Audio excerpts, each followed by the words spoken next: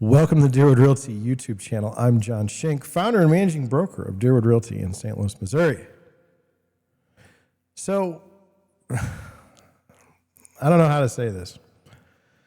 You know, I'm a real estate agent, been a real estate agent for quite some time now, and there's a lot of hate, okay? A lot of hate. People don't like real estate agents. And I get it, because I'm in the business. And it's like, there's reasons, right? There's reasons why people don't like you. And usually it's because something you've done. And so I wanted to go over something that happened to me over the last 2 weeks now, and just have fun with this and see how wonderful real estate agents can be. I got to pull up my outline because I don't want to screw this up in the order that it needs to go in. So let's just start off by saying, you know, like they say, one bad apple spoils the whole damn bunch. Well, man, there are some agents that just suck, right? And I mean, I deal with everyone, and there's agents I'll never talk to again, you know, if I don't have to. And I remember good deals and bad deals and things of that nature. But man, what happened to me over the last 2 weeks is just, I haven't even done a video because it's just been on my mind. I don't know really how to just deal with it other than to put it out on video. So, you know, I've always looked at my job as trying to help people, right? Help people buy homes, help people sell homes. That's it. That's what I do. And I mean, in a way, I take that personally. Like, I want people to have a good experience when they work with me. It's very important to me. I can't control all aspects of the deal, but at least from a communication standpoint, you know, at least from an empathy standpoint, like helping you through the deal, I will do that. And so I got a call from one of my friends. And so, been a good friend for some time. He said, you know, hey, I'd like you to list my parents' house. I'm happy to list your house, I said. And so, so there's me, my friend, and then there's a neighbor, okay? So the house is unoccupied. And my friend, he's like, I'd like to list it as soon as possible, you know, and get it on the market. And it's a dated home, okay? He got it appraised, and the number that he got it appraised for seemed a little high to me based on the other comps that I saw in the area. And I went out one afternoon and I went through all the houses and that were currently for sale, and you know, kind of made an estimate that I thought that the number was kind of high on the appraisal. So I told him, I said, look, I think this number's high, and we're close enough that I can get away with just being honest. And I said, you know, I think this is kind of the number that I'd like to be at if we list it. And he said, I appreciate that, thanks. Next day, he gives me a call and he said, hey man, the neighbor next door has a brother-in-law, and he wants to buy the house. And I said, well, that's great. I said, hey, and he said, here's the number that they're offering me. And I said, hey man, just go ahead and do it. Okay. So when I did that, you know, it's with the understanding that I'm not getting a commission because I didn't list the property. I didn't bring the buyer to the property, and that's just the way it is. Now, is it disappointing? Yes. I would like to have a commission, right? I would like to feed my family. Does it happen that you work and you don't get a commission? Yes, often. Like, it's not something new.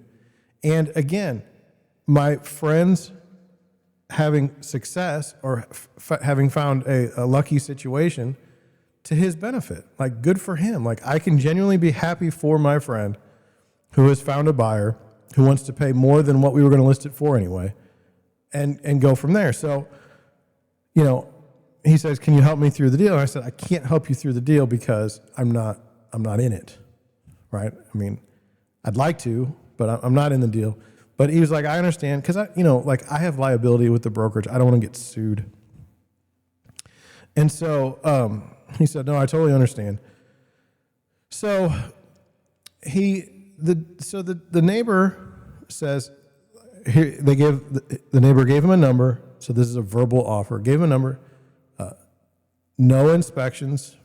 So an as-is property. It didn't mean that they couldn't get inspections. It just meant that the seller was not paying for any inspections. It was no municipal inspections. It didn't have to have occupancy, and it was the buyer was paying their lawyer like about $2,000. They said to write up the paperwork and be done with it. Okay, good deal for my seller. My seller agreed verbally. Sure, this is fine. Everything's great. Okay, so this is a wonderful deal, right? You've got the neighbor's brother-in-law wants to move into the house, right?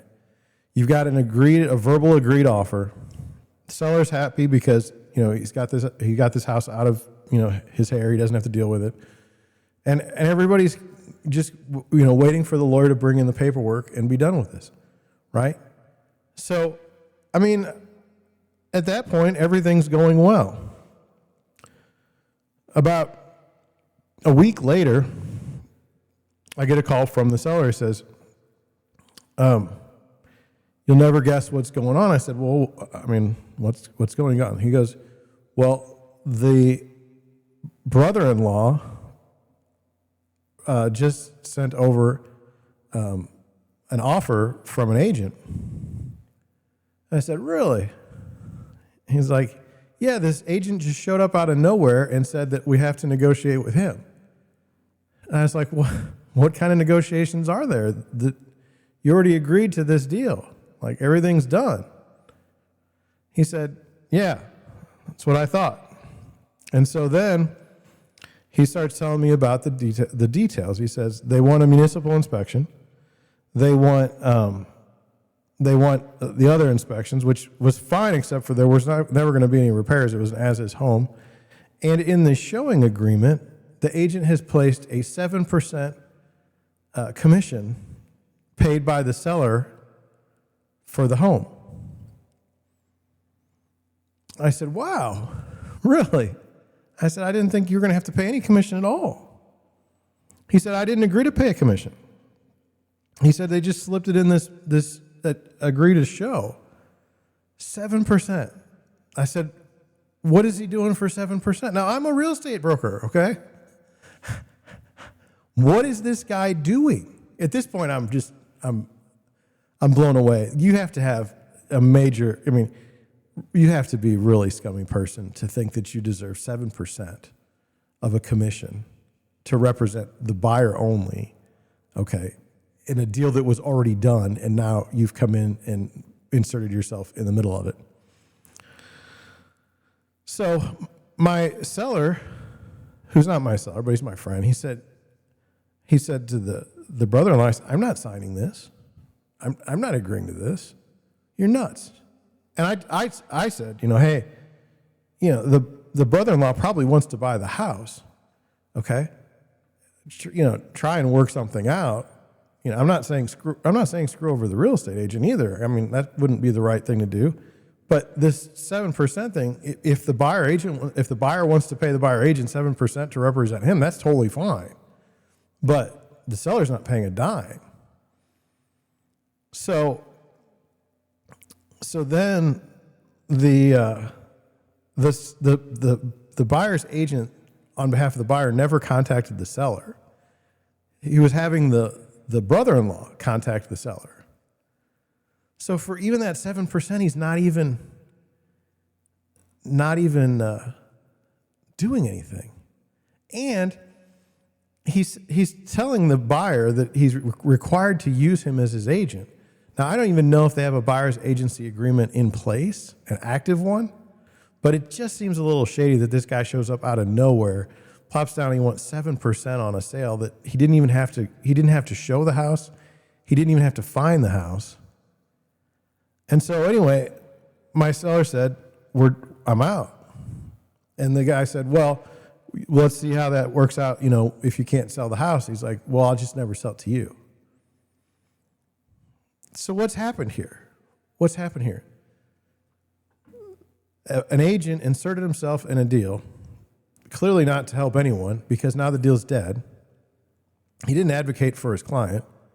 He didn't advocate for anyone. All he did was come in and charge a huge fee to do nothing, and then didn't even get that right. Managed to blow the deal up. So, when people say, I hate real estate agents, it's because of this type stuff. It's because of this. If there's anything I could do or say, we go to classes on ethics. We talk about all kinds of stuff, and it doesn't seem to resonate with certain people. It's just like they're just jerks. So I just wanted to put that forward that I understand why people think that way, but I would also say, look, we're not all jerks.